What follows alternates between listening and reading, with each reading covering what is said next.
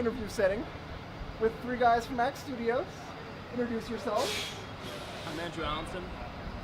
Let's just wait for that to go. You should leave this in the interview.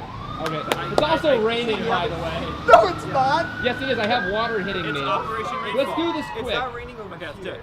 Let's just do an keep rolling. outtake video. Keep going. Alright, I'm Brian Allenson. I'm Tony Manfredonia. All right. So we've got two of the musical masterminds behind Y2K and the creator slash lead programmer slash Renaissance man. Yes. Fair title. So I'll post Y2K impressions up on the site, but before you guys hear anything else, it's not two brothers. And that's the main question that I have for you guys. What made you guys decide to take such a different direction than the game you previously created? Because it's pretty much the polar opposite. I'm just curious how that went down. You know, I think it might seem like that to outsiders, but to us it felt like the natural evolution of what we were doing. With if you look at some of the NPCs in Two Brothers, some of their facial expressions are very similar to that of the characters in Y2K. So for us, it doesn't seem like such a mega departure, but I guess to other people, it'll seem like we're trying to be different. So you guys have been talking Y2K since before Two Brothers came out. This is an idea you've had in your heads forever.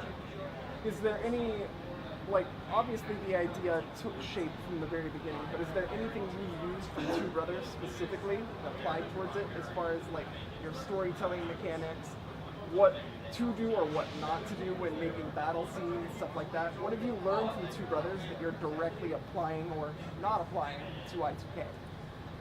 There's a lot of things that we learned. We learned that people didn't necessarily all like our strange text engine in Two Brothers, where the text box is always present. So we went for a little bit more of a conservative approach this time around. We learned definitely to have outside testers instead of doing it ourselves. You gotta get people on different hardware.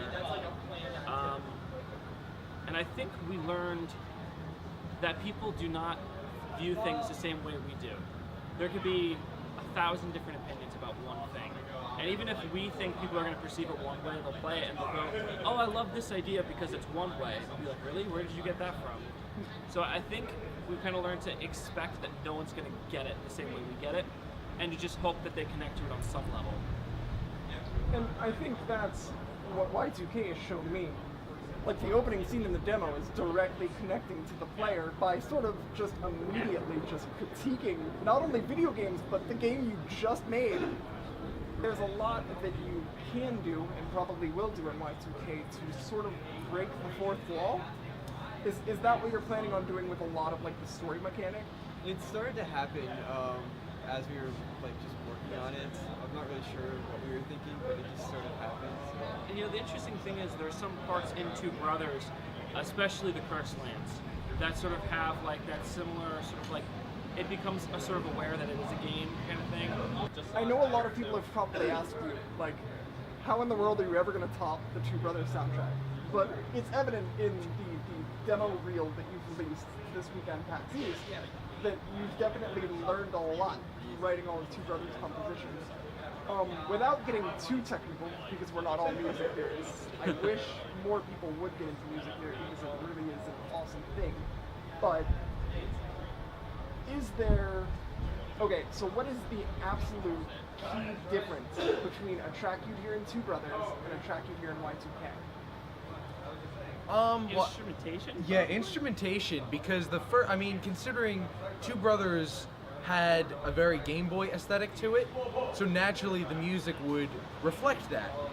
This takes place in sort of, not really real life, but a different universe entirely, meaning the instrumentation is going to be wildly different, with a different style in a way too. There's also something we're doing in the game where we're going to play a lot of the music from real sound sources.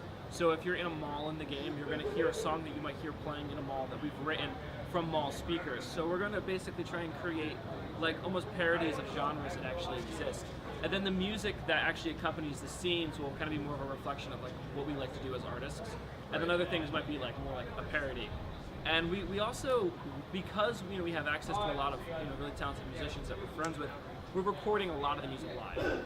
So we've got vocal music, we're gonna have string orchestra music, and we're gonna do hopefully like at least 35% of the music live for the final product. So with the Two Brothers soundtrack, there's like 4 hours of music. You would say that Y2K would definitely exceed that? Well, in the demo alone, we have 39 minutes worth of music. So, you know, you can assume that it's probably going to be pretty massive.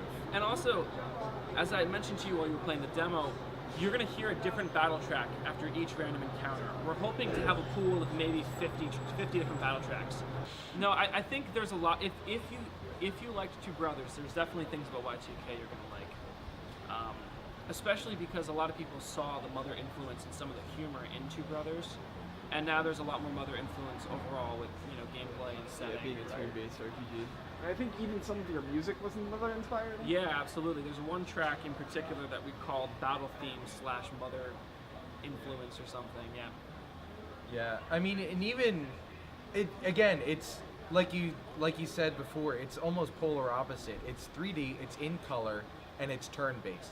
It is ultimately a different experience, logistically speaking, than Two Brothers. So, It's still made by the same people who made the last game, so something It of still us has will a shine. story. right, That's- right. I mean, there are qualities that do coincide, definitely.